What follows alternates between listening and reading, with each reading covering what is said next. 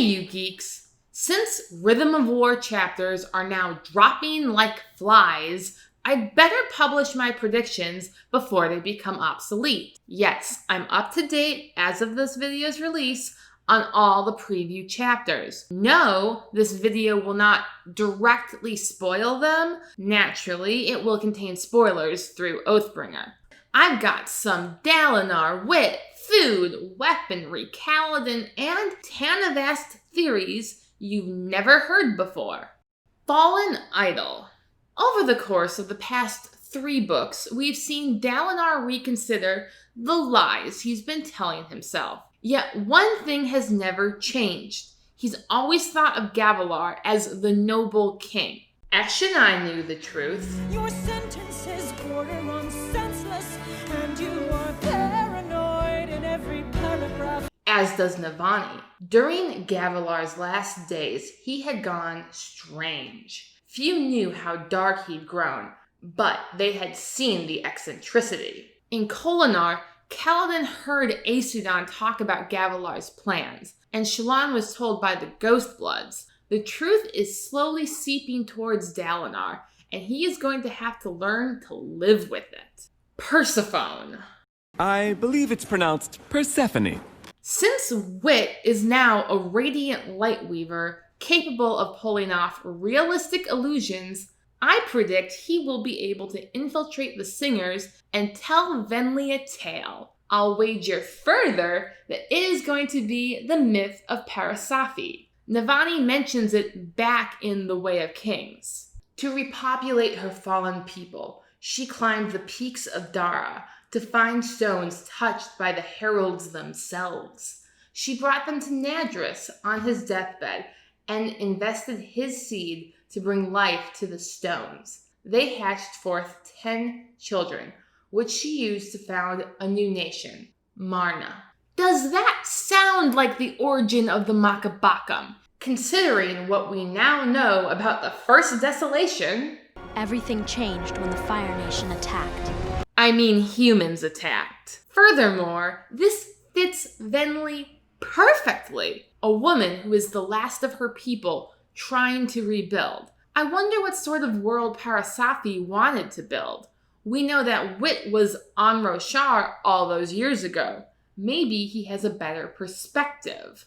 Not yet dead. I thought you were dead, Mr. McCandles. Not hardly. In Words of Radiance, Thude led the listeners who denied Eshonai and Odium. He is far too cool to disappear off the face of Roshar. This looks an awful lot like a roundup of people who don't agree with you, Eshonai. You can watch over that group, Eshonai said to Thude. You and soldiers you trust.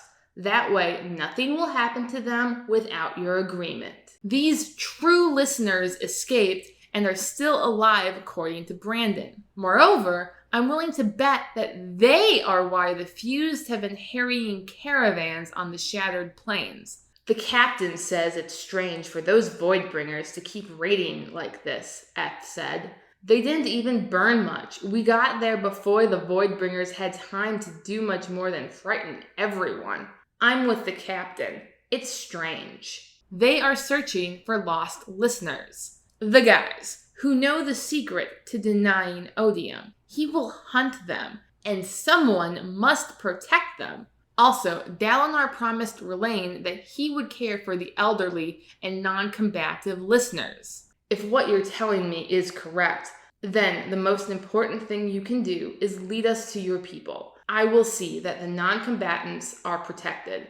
My word of honor on it. Much like the promise he gave Teleb all those years ago. Even young Dalinar keeps those promises. Besides, in Neverland, which this totally is not, Peter Pan and the Lost Boys rescue their old enemy Tiger Lily from their mutual enemy Captain Hook, forging an alliance.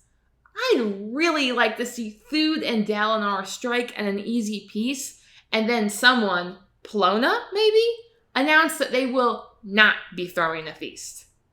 War games. I have too many ideas about the Fabrial arms race to sum up. But in the end, we could not keep up with the expense involved in the arms race. the space race and the peace race. So let's talk about the small stuff. I think we'll see skyships early. If Kaladin wants to rescue his parents from Hearthstone, the town Lirin will never abandon, Cal's gonna have to rescue the town. My family is in northern Elhokar.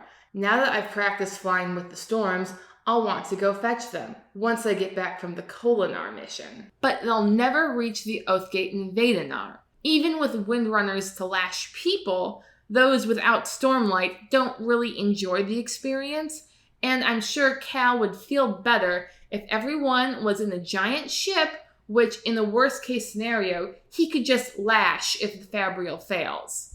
Let's hope it doesn't come to that.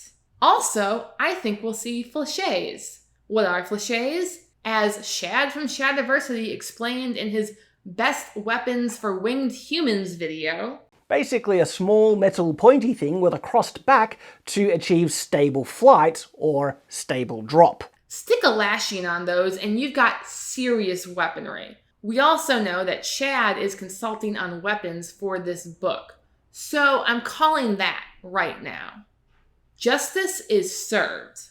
At the end of Oathbringer, Szeth, technically pardoned, hasn't been punished for killing all the kings. Adolin hasn't been punished for killing Sadeas, and Kaladin hasn't been punished for conspiring to kill Elhokar. But Brutus is an honorable man. So are they all honorable men. Now I know. Cal backed out of that. He defended Elhokar, still came back, it was epic, but Elhokar still died. And if you ask Cal, it is his fault. He's not entirely wrong. He taught Moash the spear knowing he wanted to kill someone. He led Elhokar into that hallway which he feared would be a bloodbath. He did not think like a windrunner and lash Elhokar out the balcony towards the Oathgate platform. Instead, he led them to a slaughter where every Alethi but Kaladin died. We know why Cal froze, but put those facts in the mouth of a twisted person, and suddenly it doesn't look too different from what Graves proposed with the arrow. Graves says you aren't going to have to do much. We just need an opening. You lead him to the right spot, and Graves will fell the king with his own bow. Even if Cal is not held legally responsible, it will still hurt his relationship with the Kholins. As their guard, he betrayed them. Dalinar might get it. He did try to kill Gavilar after all, but Navani? That is going to tear Cal up even more. But this might be a good thing in the long run. The more people who know about Kaladin's brokenness, the more people who can help him when he falls. Maybe the rain would wash away some of this gloom that's following me. But right now, every drop that hits my face is even more depressing. Maybe, with more help, he will finally be able to swear the fourth ideal. Riding the storm. In the storm I awaken, falling, spinning, grieving. This death rattle has not happened yet. I think we will see it fulfilled in this book. From it, about 3 things I was absolutely positive. Number 1. A high storm will strike Urithiru. Our main cast sleep there now, as does the sibling. Sanderson has been dropping hints since Words of Radiance and in Oathbringer. What will it feel like when a storm goes high enough to engulf this entire tower? Like we're surrounded by dark confusion, Dalinar said. The only light coming in flashes we can't pinpoint or comprehend. Angry winds trying to tow us in a dozen different directions. Or, barring that, rip our limbs from our bodies. Number 2. Kaladin will move the storm. The Stormfather never changes course intentionally. He lacks the power. Turn yourself aside, Kaladin shouted into the turning winds. There are people below, Stormfather. You must listen to me. It is not something I can do, son of Tanavast. So who does? Tanavast. If Odium has the power to direct his storm, then logically Honor must have had the same power. But who now? Is it Dalinar who is bonded to the storm, or Kaladin, the one who can become the storm? Kaladin dreamed he was the storm. He raged forward, the storm wall behind him, his trailing cape, soaring. Storm winds crashed into him, but he was enough a part of them that they neither tossed nor shook him. Men ride the storms no longer. The voice was thunder crashing into the air. The oath pact is broken, child of honor.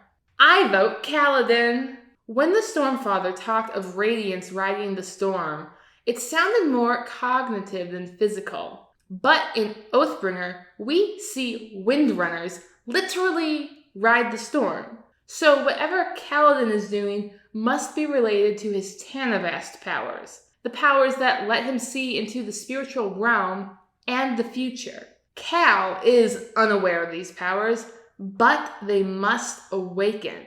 Number 3. The storm will awaken the sibling. We know that it is sleeping, grieving, and part of Irithiru. I'm not sure about the falling and spinning part, poetic license, or something to do with Kaladin. Falling, spinning, grieving, spinning are his favorite hobbies. Lastly, wishful thinking on my part. Since the Stormlight archive is so heavily infused with anime, we have a chibi still for Storm's sake. I want a beach episode, chapter. They all go to the Reshi Isles and take a vacation. That is all. Thank you for watching. Please like, share, and subscribe if you would like to see more. Your patronage is greatly appreciated.